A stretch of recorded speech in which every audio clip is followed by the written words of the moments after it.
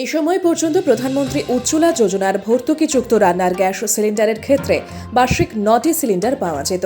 এবার সেই সংখ্যা কমিয়ে দিল মোদী সরকার। নতুন পদক্ষেপ অনুযায়ী এই প্রকল্পে এবার থেকে বছরে সর্বাধিক 4টি সিলিন্ডারই পাওয়া যাবে। ইতিমধ্যে কার্যকর হয়েছে এই নিয়ম, কিন্তু কেন কমল ভর্তুকিযুক্ত গ্যাস সিলিন্ডারের সংখ্যা?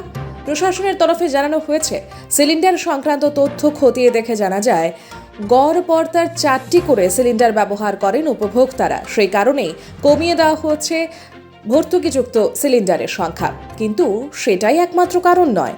এক সর্বভারতীয় সংবাদ মাধ্যমের কাছে সরকারি সূত্রের দাবি, অনেকেই এই প্রকল্পে অন্যায়ভাবে সুবিধা নিচ্ছে। উপভোক্তার নামে তোলা সিলিন্ডার বাইরে বিক্রি করে দেওয়া হচ্ছে কিংবা বাণিজ্যিক কারণে ব্যবহার করা হচ্ছে।